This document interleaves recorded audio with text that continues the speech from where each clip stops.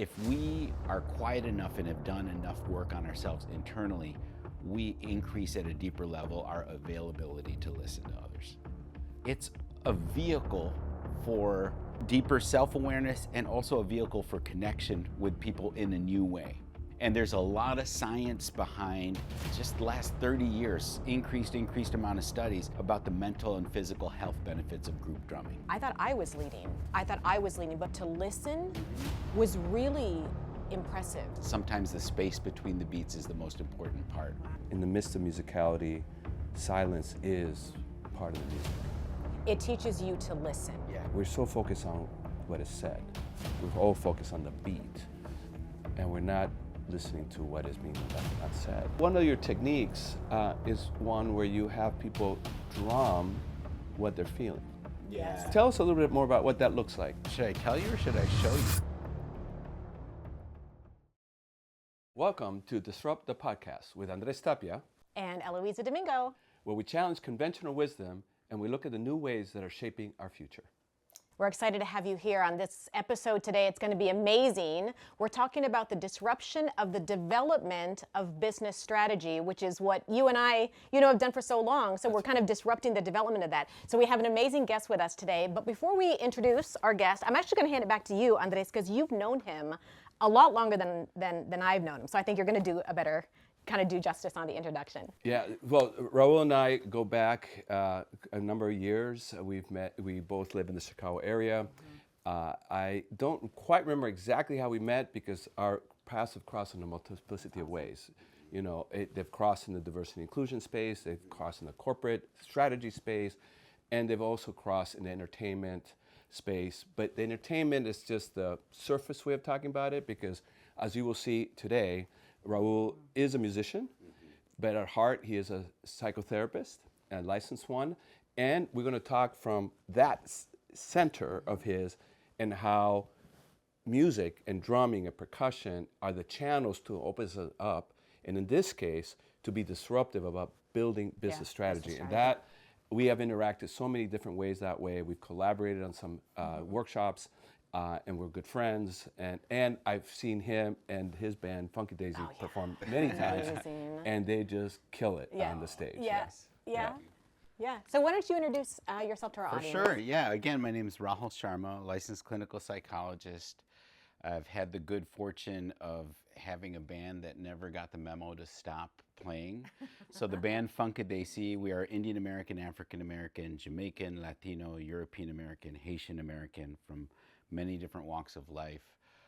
We mix up Indian music with reggae and funk, and we're celebrating 29 years together this December. Oh my goodness, that's amazing. Well, and that's actually how I got introduced. That's right. You just don't know him that No, well. This is probably my third time walking, but really the first time I was introduced to a drumming circle that you were facilitating with Funkadesi. And I said, you can't miss this. He was insistent on, me going. And I had been to a drum circle before, but I remember coming in and thinking, oh, I'm just doing this with Andrés. It'll be fun, and I'm going to meet, his friend.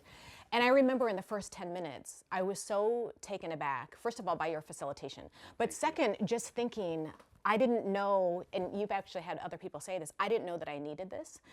You had me thinking about business strategy. You had me thinking about the way that I was thinking about myself, how I was learning. And, and I'm very comfortable with rhythm. You had all these drums, and I remember we grabbed one, you had us grab one in the very beginning. I don't know why I felt so uncomfortable initially, because I was just like, I don't know what. And you're a dancer. And I'm a dancer, and I'm very comfortable. Andrés was sitting beside me, and he's just going. And I was like, so I just started following him. I had no clue what I was doing. But I remember being so lost, but in a really good way. And thinking, I remember I said, because you said, how are people feeling right now? And by the way, I can't stand that question. When you're in like a strategy session, it's like, but I was like, me, pick me. You were the first one. I was the first one. I remember. And I remember saying, I left my four boys are at home right now. And I was thinking, I'm going to sit here for a few hours and I'm going to drum, but I'm going to think about them. And I hadn't. And I was so lost. I was going to say, so the take home is, I will help you forget about your family children. responsibilities. I know. But no, it was so amazing because I was able to then allow myself to be vulnerable, Yeah. think differently, Right. learn differently. Yeah. So I just wanted to bring that up because I love being here now and I'm excited about what's going to happen today because I feel like I'm going to have that same experience today. That's so great to hear, and it's wonderful to be on this podcast. It's so great to talk with the two of you who really appreciate sort of the why of what I do, because when people see the drums or they see that I play in a band, they miss out on the part of like, these are intentional tools. Great It's not just a point. fun, entertaining. Great point. It is high- fun. It is entertaining. but not only. Yes, It's a mean. It's an exactly. end in itself. Yeah. But it's also means to something, which is again bringing us back to the business strategy yep, part, yep. right? Can you tell us more about this? Like, how have you used the creativity and the power of drumming circles to help organizations and nonprofit and profit advance and think differently about strategy? Yeah. But before you answer that part of the question, just bring us into what is a drum circle What like? is a drum circle? How do you facilitate Yeah. it? What happens? Well, and the other thing too, if I can add on to that, I think it's so interesting that you started out as a clinical, like as a counselor, right? So psychology, like I'm confused. How is this all tied together? I was confused once. Okay. So I would have, I'm going to answer all of that. Those are all great questions. I started out as a facilitator in undergrad. I was doing a lot of social justice work around violence against women prevention. And then when I moved into clinical psychology, I was like, oh, a lot of these skills that I learned on facilitating in front of a group around difficult topics, there's a parallel between that. So I knew there was a parallel all the time, all the same while I was playing music, and I felt deeply there is a parallel here with music. There's something that translates here. And I purposely kept those things, like for me, I was making meaning out of it, but I kept this world here, this world here, this world here, and let it kind of swim together for years and decades. And then when I was like, now I know how all of this fits together. Whether as a musician, a psychologist, a coach, or a facilitator, when we set the stage in the right way and we have the right ingredients in place, there's magic in the space that we create.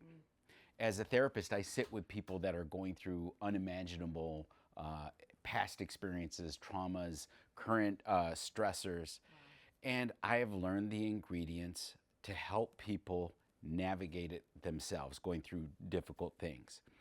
When you talked about, I wasn't expecting to be uncomfortable with, as a musician, there's one way in which I experience music in a drum circle, but as a therapist and as a facilitator, we can use that. We can use that discomfort because music is both a manifestation of and a metaphor for a lot of things in the world that we're trying to figure out. So you take the discomfort and I always joke, like, we're going to drum, but because I'm a psychologist, we're also going to talk about it. I remember him saying that and I thought, what is happening? Yeah, the drumming is going to say something about you. Yeah. And keep going, but that's where I was a little lost. So one, you're helping me, like one common ingredient is in all of this self-reflection. Like there's always an opportunity to deepen your self-awareness. Is a part of you feeling anxious sitting in this drum circle? Is a part of you excited? Is a part of you want to show off right now?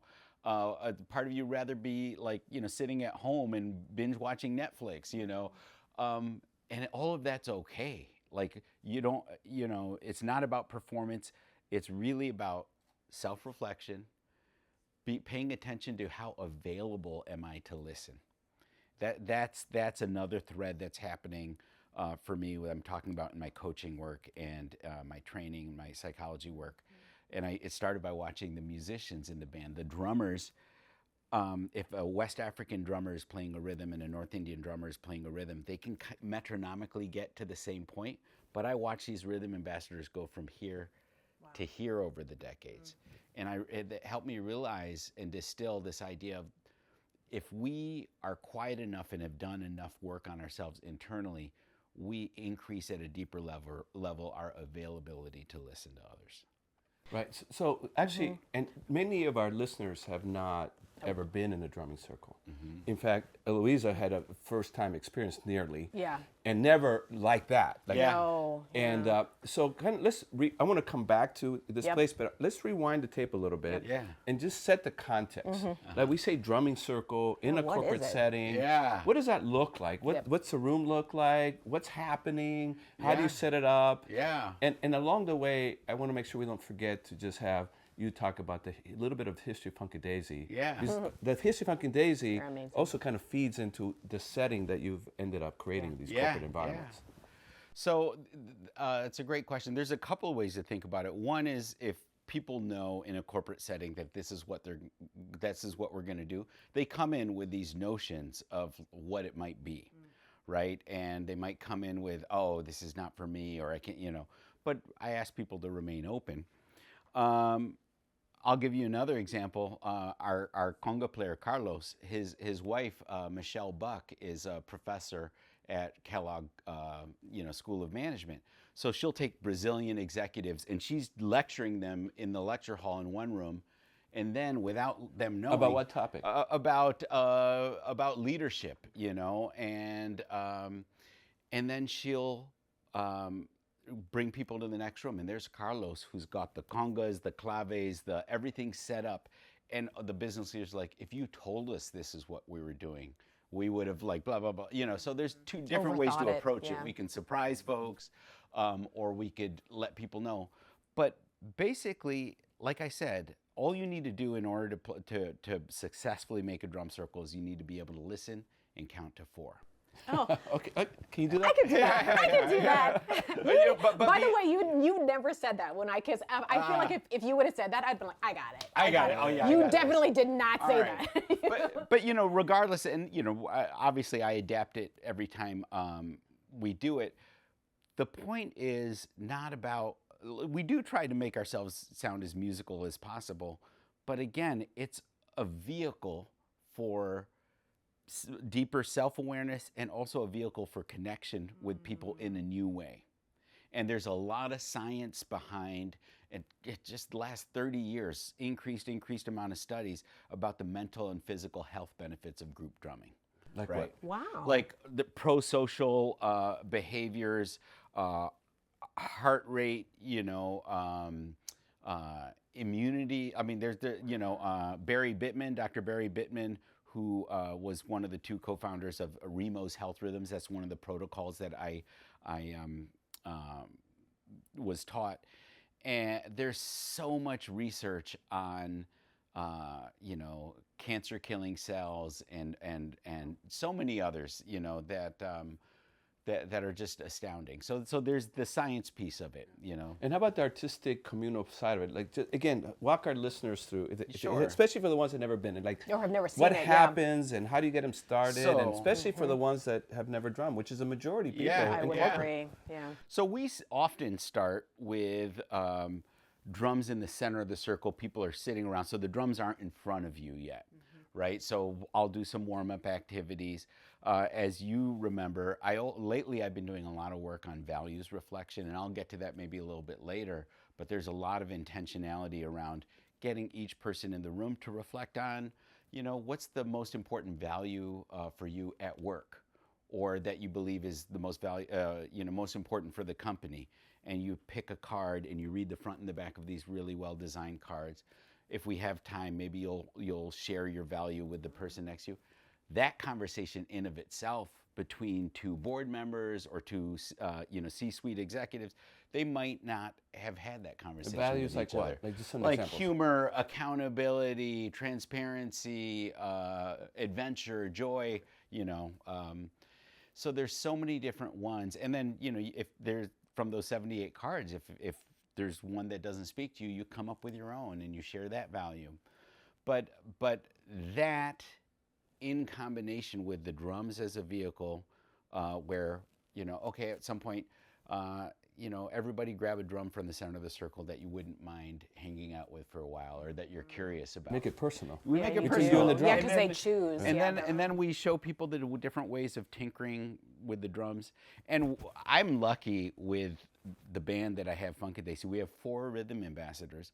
So even they would say, what they do and what we do is different than your typical drum circle.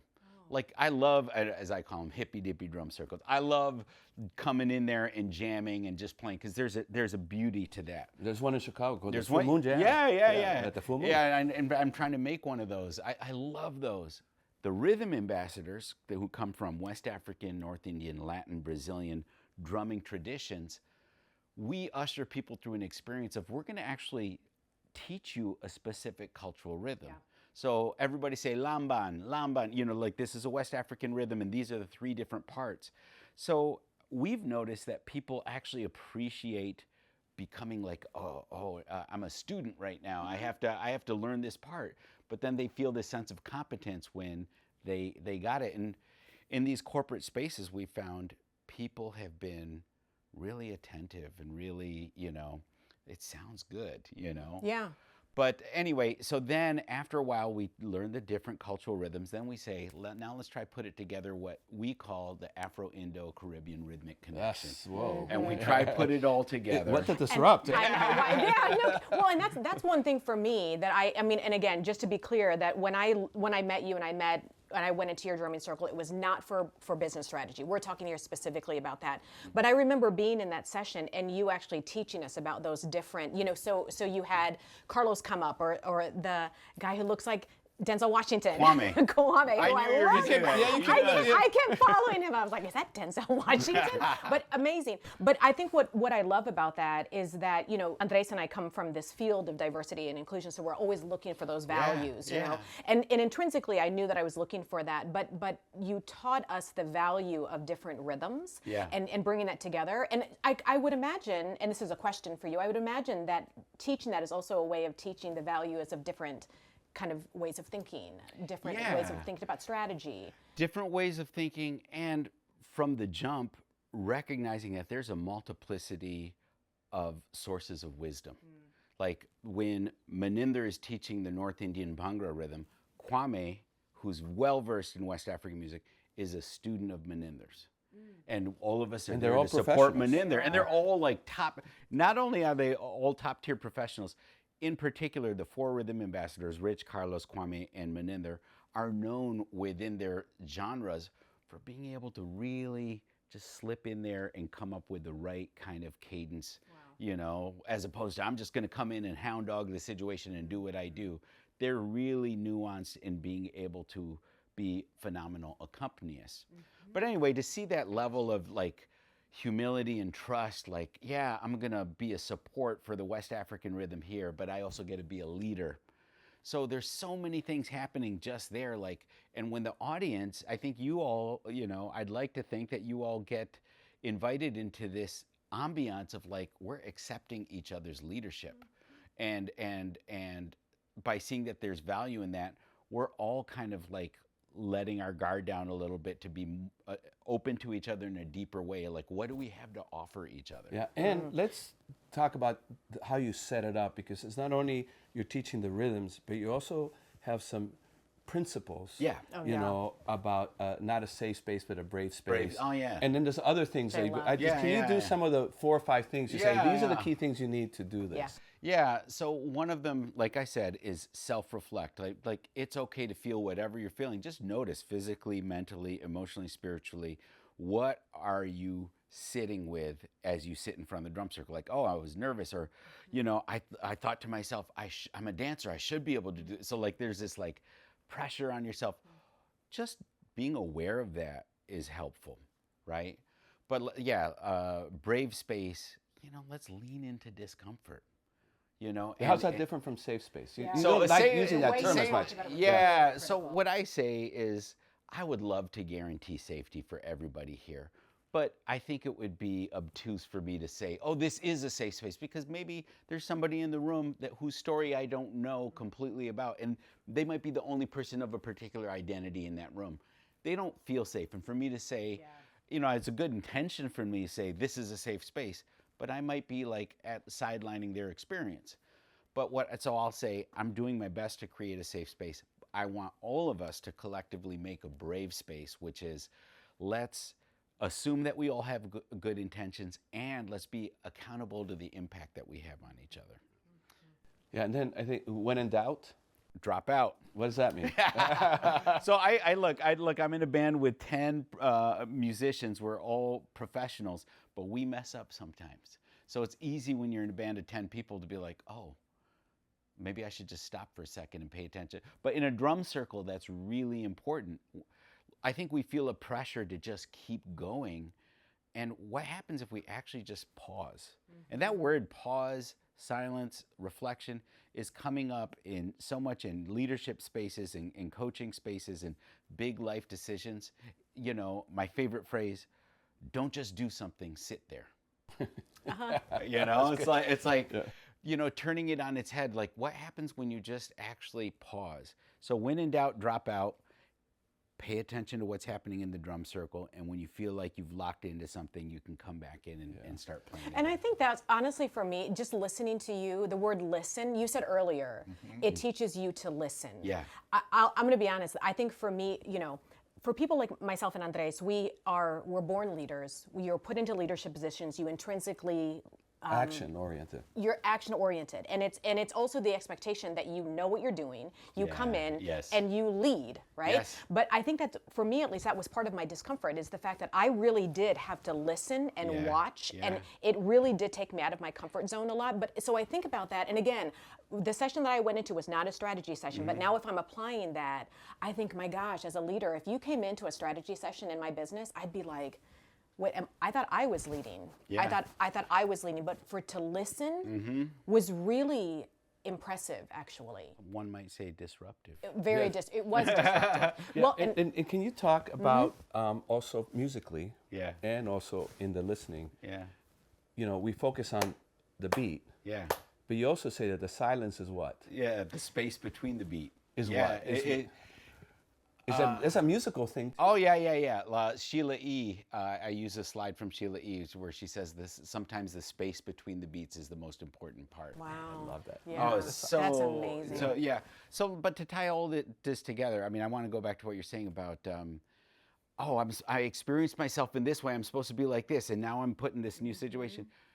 Then let's talk. You know, if we create a psychologically safe space, let's unpack that. What was that like? Yeah. You know. Yeah. And you know, sometimes if depending on the issue, like maybe you'll have a senior staff with a direct report in the same room. What was it like to experience each other in this way, or what did you learn about each other by seeing each other in this way? So, not just self-reflection, but how we relate to each other. Well, and I think that's the other thing, you know, again, I'm sitting here and I'm reflecting on my experience, you know, with you, because you come from counseling psychology. One of the things that also threw me up, but was very interesting, you know, again, I've been to a drum circle before where it's been, and it was a long time ago, where it's just the drumming, you know, Yeah. and you're watching and you're listening Yeah. and you're kind of course correcting throughout. Yeah. One thing that I loved, and I wanted you to talk about it a little bit, is you would say, okay, so how is everybody feeling? Yeah. Every like 10 minutes or 15 minutes. And how do you usually feel about that question? I can't stand it. I can't stand it. And I thought, what is going on? Like, just have us drum. Like, you would get us into a space of comfort or learning, and then you would say, I want to talk about how is everybody feeling, or does anybody want to talk about how they're feeling? Like, I thought we were drumming. What is happening? So again, this part of you being a clinical psychologist, that was so fascinating to me. Yeah, and it was partly how are you feeling. It's also sometimes what are you noticing? That's what I was What are you wondering. noticing Why are in you, here? What do you yeah, notice? What is your Yeah, purpose yeah. of asking that? So it's just to get the neurons firing and having people make connections.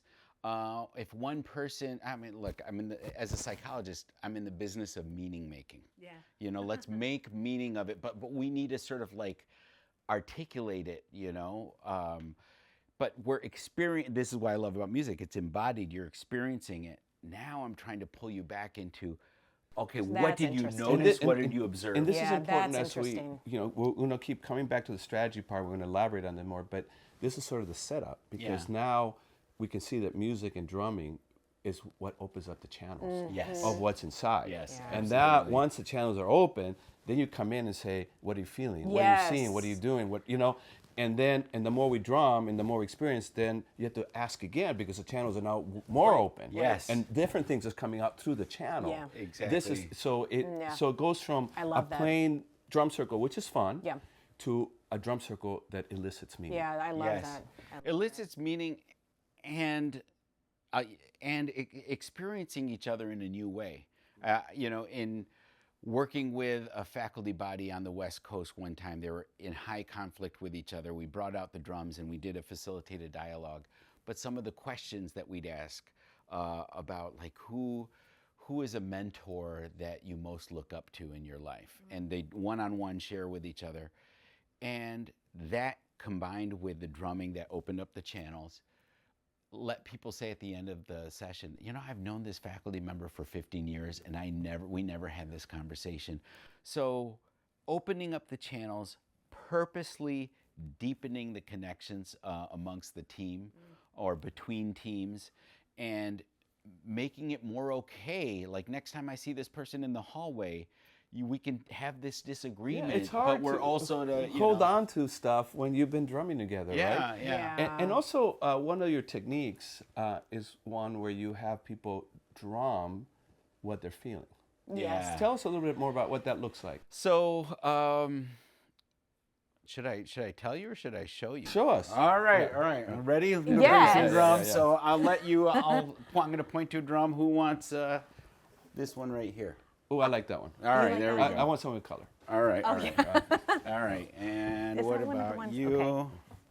How Okay. about this Yes. one? Okay. Yes. Great. All great, black. Great. All black. All right, so let's imagine we've all done, and Andrés knows this concept called entrainment, where the group has become a group through the drum, and there's a lot of evidence around, again, the physiological components of how we've synced up with each other. So imagine that we've drummed together as a group, and I know that in this podcast you all are about keeping it real, so I'm going to ask you a real question. And but the imagining part is we've been playing in a drum circle for a while. But my real question for both of you, as top tier consultants and leaders in what you do, I want you to think silently for about a minute about a dilemma, a challenge, given the climate that there is in the world right now. What is a top level dilemma or challenge that you're working through in your work? So just think about it for a little bit. You mean want us to be silent? Yeah. Thank you. Yeah. It's a podcast. Yeah. I know. We're not supposed to say Disrupt the noise. Yeah. What to disrupt? Yeah. Okay. So just think about it. Like look at it and the components of it, what's challenging about it. Maybe even think about, like, when you think about it, does it sit anywhere even inside of you? Sometimes people talk about a pit in the stomach, whatever. Now that you've reflected on it, my next question is anyone willing to show what that sounds like on the drum? This is where my brain starts shaking, because it's like, what did you just ask me? Yeah. Take your How time. to show it on the drum? And it doesn't have to be musical at all. I mean, sometimes people are scratching the side of the drum. It could, you could, turn it upside down, yell into it, And do I talk when I do this? Nope. You just show us what it sounds like on the drum. I mean, for me,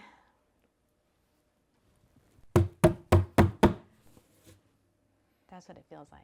Yeah. And you don't have to speak to it if you don't want to, but if you feel comfortable, you want to share what that was? The field that I come from is diversity, equity, and inclusion, and it's been under duress for a while. It's coming back a little bit, but it's coming back in ways that I'm trying to shape. I'm such a control freak. I'm trying to shape the whole thing. So that's why I feel like, stop.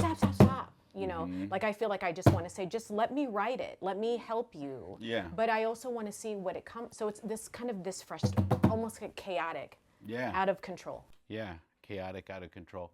Do you mind if I ask other people in the group Yes, if they have please. any comments on that? Yes.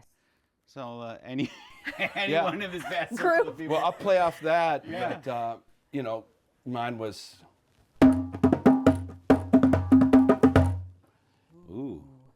And I would combine these two. Okay. Like you is the Yeah. yin and yang. That there is this frustration or how we move, and hard to get into rhythm, just kind of slap it yeah. down. But I want to Good get into interpretation. but I want to get into let's move it forward, which is what you're starting to open. Like let's get into a a different kind of rhythm. Like I think the field we've been has to morph. It's been disrupted, and it has to find a new way of moving forward. Great. With new rhythms, new influences. Similar to Funkadesi, right? Yeah. Introducing other disciplines. Yeah. Like you can say that the West African and the Afro-Latino and the Desi, are all different disciplines of percussion. Right. But you found a way to bring them together. And I Absolutely. think we just can't look at DNI as an independent rhythm, if you will. Yeah. Or signature. Yeah. We need other disciplines. Call it business, call it logistics, call it psychology. Yeah. To say it, because we're still trying to solve fundamental human problems and organizational challenges. And that business strategy in the end is about solving business problems through its people and for the people that you're doing it for, whether it's your employees, your suppliers, or your customers. So I want to introduce more polyrhythmic influences. So, and scene. Like that was but you guys were great. That was awesome. And I appreciate it. By the way, I was resonating with that. So that's one example if you have a team of folks that are ready to go there with each other. So I always assess as a psychologist and as a consultant, like, are we ready to go? Like, because sometimes that technique is the one that's needed. I'll share with you another technique, which is based on this concept of rhythm seeds, where, at this point in the day, I need coffee. So the phrase I need coffee could be a rhythm seed. So let's drum that with me. I need coffee. I need coffee. So, I might share that rhythm seed with a group, with a circle, and they'll all start drumming it with me. I take that to the next level. I had a chance to do this with a board and a staff that were convening, and they were looking at their short-term and long-term values.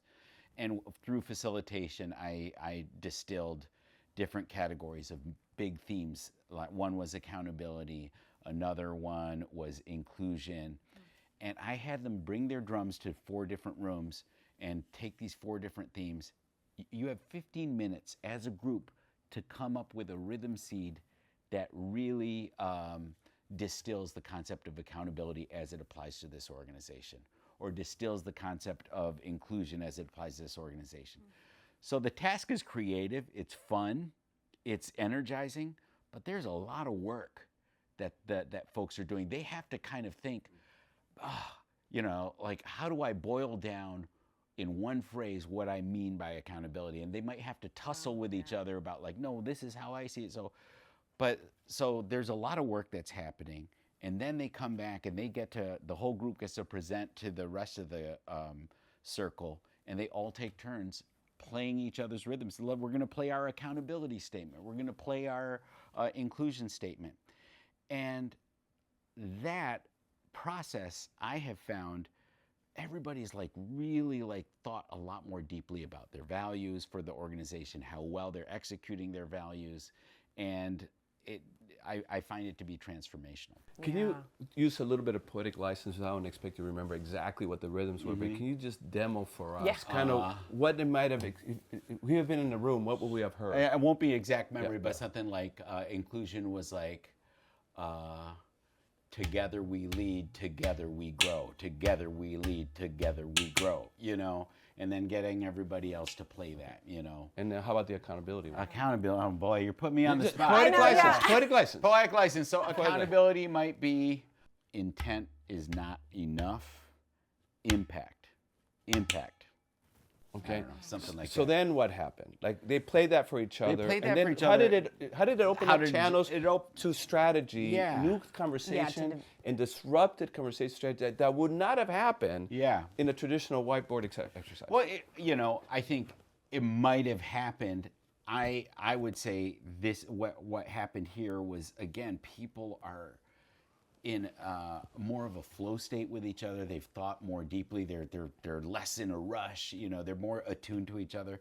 So our closing harvest of ideas, what we're able to ask quite candidly, in what ways are we living, we as an organization living embodying accountability, and in what ways could we be doing it more? And I have found people are more willing to say, well, we're doing this and this well, but maybe we could be doing more of this. Do you follow your clients after they've had this experience with you? Do you follow them after a while, and do they, like, I guess longitudinally? Yeah. What do they say to you after? Yeah, there's a counseling center, community counseling center that I had a chance to work with, emotional intelligence work, restorative justice, and I'll just check in with the ED, every few months to say, how's it going? And yeah, it's great to hear. I would like to do that, get more longitudinal data, like let's see 5 years from now, 10 years from now, what the result is, because I'm very much impact driven. But the degree to which I just sort of like am checking in with folks, And if I could give an example, because I've brought drumming circles into strategy sessions in the context of generating more innovation. And there was one that I did at my former employer, Korn Ferry, as we were prototyping this approach. And so I talked to a business leader. I said, what is your biggest business challenge? Similar to what you just did with us, right? And so for several, but we landed on one. And the one was how to take a sales team that was used to selling consulting services that now had to sell large-scale AI-powered digital platforms for managing people, in an organization. And so there was a sense of uncertainty and confusion because that's apparently selling technology, selling systems, and it's not selling consulting services. It's completely different. Yeah. So we came into the space very much along the lines of what Rahul talked about, got people comfortable. Many people were uncertain. The facilitator said, how many of you feel you have no rhythm? Oh, yeah. And all the hands, 3/4 hands went up. Yeah. And then he said, how many of you don't have a heartbeat? And everybody, Right. Right. Yeah. We're alive. Rhythm. Not only do you have rhythm, it's keeping you alive. It's keeping you alive, and absolutely. Right? So that was a sense, okay, so we all have rhythm here. Yeah. And then we got comfortable with the drums and stuff like that. So, but when we combined the drumming, and we did another exercises with cartoon thinking, which would be another one of our podcasts, the emotion that came out that no one had expected. Yeah. But as people did their own signature thing, and as we do the cartoon thinking and drawing, the emotion was fear. And fear of what? And it turns out that there was fear on both sides of the equation. The buyers, afraid to either move too slowly in a fast-moving AI, large-scale digital platform world and miss out to the competition, or moving too fast and installing a system that just is a disaster. And the other fear on the sales side is, indeed, we have no idea how to sell this stuff. Yeah. My question to you, that's beautiful. My question to you is, if you didn't have this process, would those fears have been articulated? Not at all. Because it's an emotion. Imagine some high-powered managing consultant, very successful, very branded firm. Yeah. Legitimately and in a deserved way. Yeah. To admit to your peers that you're scared. Yeah, no. Now, and then the process, just to land it from a strategy perspective, it opened up the channels to declare the fear. And now with the fear was declared, it's like, well, then how do we conquer that? And what is it that we sell? And they realized through this process, we don't sell digital platforms. We bring our technology people to explain all the requirements. What we sell is reassurance. Put your trust in us, and we'll help you through this transformation and disruption process. But I guarantee you that conversation would not have happened, that realization that led to strategy without opening up the channels through music and humor and drawing. I love all of that, and if I can respond as a psychologist, being able to articulate and own the tough stuff that sometimes we feel like we can't, especially in some of these corporate or business environments. I'm from the Midwest, so like driving in the winter, if you're on an icy road and your car starts to swerve to the side, your gut tells you to turn away. That's right. But actually, that's going to be supposed disaster. to. That's right. You turn into the skid, which is terrifying Yep. when you first think Yep. about it, but it's like, no, actually. And That's I'm true. using that phrase so much, turn into the, like, acknowledge the fear that's turning into the skate. Yeah. Instead of You a know, way, right? Yeah. So like, and this is like one of my favorite models for thinking about the human personality is this model of multiplicity, within, is the internal family systems model. Basically, we have different parts of ourselves. Like, okay, acknowledging a part of me is afraid, and I bring that into the coaching world when I do emotional intelligence coaching. One of my favorite questions is, are you aware of how you are being experienced by other people? Not by how you see yourself or what drives you, but are you at least aware of how team members, because maybe it's not an issue, but maybe if you actually did some exploration around that, you could actually have greater enhanced teamwork. Let's say you realize that people experience you as a hard ass. And then you sort of do some self-reflection. It's like, yeah, I have high expectations. Well, you go to your next meeting and you just say, like, I know I can come across this way. This is why. Like, Yeah. this is what that is such a I think it helps other people feel that they can trust the leader more, because this person is kind of owning, well, this is the way I am. Or it might be just a heads up, this is how I'm going to be. But so this idea of increased self-awareness and ownership of the different parts that we have, and finding effective ways to communicate that. Yeah. No, go ahead. Rahul, before we wrap up with you, Yeah. and then Eloiza and I will have some reflections in our Disrupt GPS segment. Yep. We didn't introduce you personally. You talked about being here from the Yeah. Midwest, but you have this obviously Indian heritage. Just tell us a little bit of your biography. Oh, great. I'm the youngest of 4 siblings in my family. Me and my brother were born in Kalamazoo, Michigan. My 2 sisters and my parents were born in Nairobi, Kenya. So my ethnic heritage is from North India. We're Punjabi. But my grandparents moved from North India to East Africa. And I think that a lot of my interest in culture and communication and different strains of music comes largely from me trying to figure out my identity and my sense of self growing up in the Midwest, but sometimes going to Kenya months at a time and hanging out with a rich family environment there. So yeah, I think in my music and in my psychology and consulting work, I sort of bring that sort of cross-cultural curiosity and interest with me. And I remember when we met your daughter. We sat by Yeah, your daughter. yeah. And when you did some of the rhythm pieces at the session, your daughter danced Yes. with you. Yeah. Which I yeah. thought was so beautiful, because like you said, I mean, you have such a rich heritage in terms of family, but Yep. that you brought that in front of us Yeah. as well. Yeah. I love that. Yeah, she just graduated from Northwestern. She was Oh. on the Indian dance troupe, like Indian fusion dance troupe there. And That's amazing. We're about to go to Portugal, and she's Oh my choreographed a couple of dances for my niece's That's wedding. great. That's amazing. So, how do people find you? And for different things, Funkadesi performances. So much. Tapping you to do a drumming circle for strategy purposes, and some psychotherapy. Yeah. and coaching. You do executive coaching, coaching. Yep. Yeah. Well, so I have a small private practice. So my therapy, I have my set number of clients because so much of my energy is happening with coaching and consulting.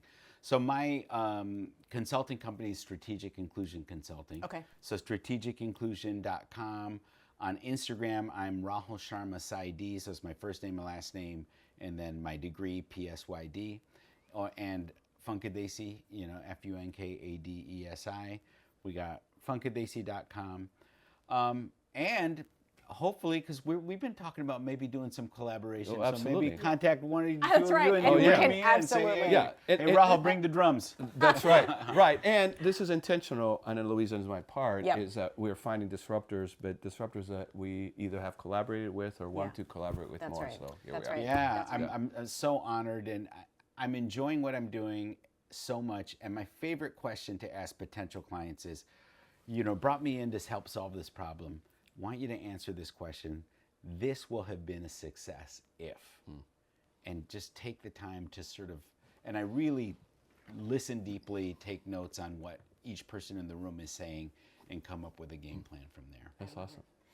So we've come to the time, Rahul, where we do what Andrés and I call Disrupt GPS. So what we always promise our listeners is that we have a great conversation with either ourselves or with our guest, which we did. And then what we say is well, what are some of the takeaways? What are some of the things that we can learn from, or that we've learned, today? But I'm going to kind of twist it, because one of the things that I loved that you did, and you'll have to talk me through this, is you had kind of a ball, an imaginary ball. Yeah. I love that technique so much. So if you could, let's do Disrupt GPS with the ball. So you'll have to grab something and walk our listeners through this, because I also think this is a nice takeaway. How did you do that? And a shout out to Rhythm to Recovery, Simon Faulkner's technique. He has a million techniques for using drums. So imagine there's a ball here, and it's a special ball. The person who's holding the ball is going to share their reflections.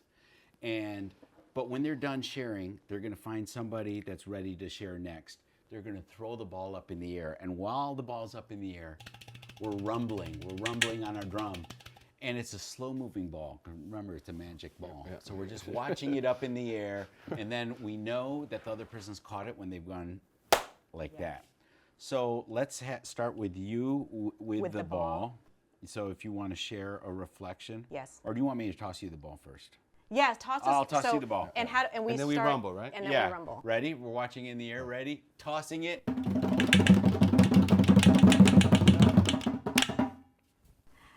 My Disrupt GPS, I have a few today. I still go back to this idea of listening. I listening and actually watching. I think oftentimes in corporate settings, we are always thinking about, well, what am I going to say next? When they shut up, I have to be smarter than they are, and I have to say something. So that actually takes us out of the opportunity of listening. Yes. Because you're just kind of trying to be like, well, they're going to shut up in 2 seconds, and then I'm going to say this. I know for me, I was really trained that way. Really, I was. And so for me to be in that space and to think about just watching, even this, I really do think there's a ball here, and I have to listen and I have to watch. Yes. It completely takes me out of, and then you're putting me, okay, now what do you have to say? I'm like, oh, I didn't think about it. Yeah. But you're allowing me to just be authentic and to be me. I love that. Number 2, this idea of authenticity, you talked about the theory of, say it again, internal family systems. Internal family systems. And in that theory that you shared with myself and Andrés, what I love about that is you're allowing us to be, sometimes I have to be a leader, sometimes I have to be quiet, sometimes I want to be loud. And that really is this concept of authenticity. You can be it, but what do I have to be now in order to kind of contribute? And then the other thing too, when Andrés and I do a lot of strategy sessions, and we've done them in the past, the tool that we get is a whiteboard and a marker. Yeah. There's no markers here. There's no whiteboard. You gave us a drum. Yeah. And then you said, now we're going to figure out strategy. Yeah. I think that is fascinating. Yeah. This is, I'm so used to having, again, a marker and something to write on, but you said we're going to get to the same outcome, maybe even something better. Yeah. But this is your tool. Yeah. This is what you write with. Yeah. So for me, that's a huge takeaway from today, just learning how to rethink and relearn. And that strategy is still very robust, given this kind of innovative technique. Right. That's awesome. You going to throw the ball? I'm going to throw the ball. All right. Okay, so I've got the ball. We're going to watch it. Okay. And do I throw it towards somebody, or do I just throw it? We'll see if anybody else is. Otherwise, I in have the to catch it room? over there. Okay. Come on, there may be Ron over there. Got it. Okay.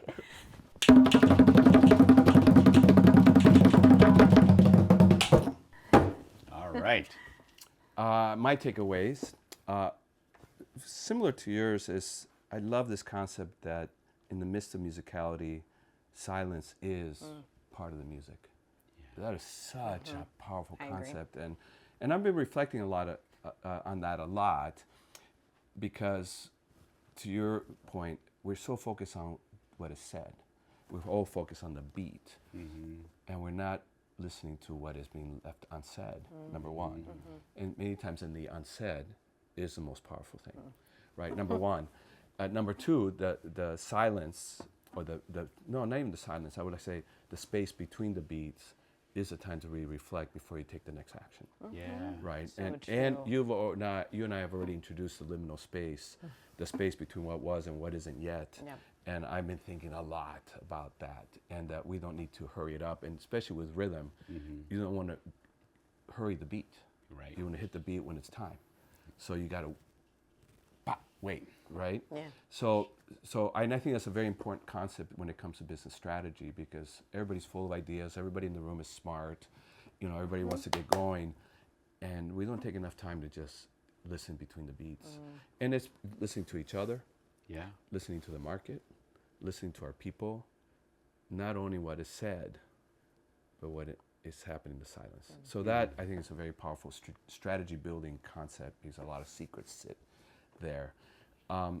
And the other, I would say that for those that like markers and whiteboards, I'm going to bring it together here in my learning, that we do this, but you can bring in another signature rhythm, and that could be a marker and a whiteboard. Yeah.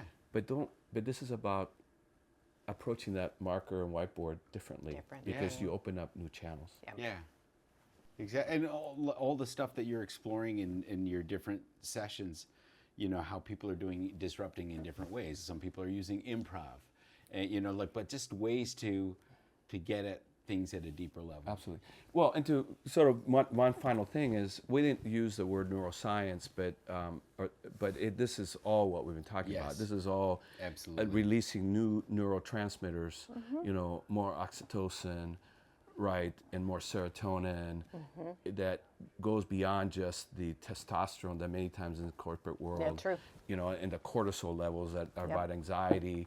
And actually drumming increases oxytocin, right, and even serotonin, and that actually has in reverse relationship to the cortisol levels, and that allows us to activate other parts of our brain, which is the whole point of innovation, is to think alternative, not only with each other, but within our own brains, and to find synchronicity across the drumming circle. Yeah. He needs the ball. Oh yeah. Ready? Yeah. All right. It's such a joy having this conversation with the two of you. An attempt to tie in what both of you shared, which I really resonated with, is both in music and when you're in a corporate space or any kind of workspace, when someone feels like they've really been listened to, when you're able, like when you're like, okay, I wasn't just thinking about what I was going to say next, but I just like, you said this, or I was curious about that. How it feels for each individual to be like, they're really trying to see me, or really trying to hear my ideas. And when you have a whole group where that's happening more, better thing, you're going to be in more of a flow state with each other. And musically, it happens all the time. And we like taking that energy from the music and bringing it into corporate spaces. Like, there's a reason why we're together almost 30 years. Because this idea of really honoring and listening to each other and wanting to create new things is just addictive. Rahul shared with us where you can find him. You can look at Instagram. You can look at all the amazing places. I definitely suggest that you go to a Funkadesi concert at some point. You can also look us up with Andrés Tapia or Eloiza Domingo with the Disrupt podcast. All of the links will be in the description. And here's what we're going to do. Let's take us out. Let's take everybody out with. Can you lead us in a rhythm, or let's do? I never played sitar. How about let's do that. Yeah, let's do it. Do a little let's sitar, do it, and then we take everybody out here. And whoa, Whoa, that was close. I know that was a little bit scared. If I don't carry it the right way. All right. Wow, this is This beautiful. is so again on the themes of reflection and pause. This is an instrument that kind of lends itself to being in a more mindful place. Wow. That's such a beautiful I know, it's so amazing.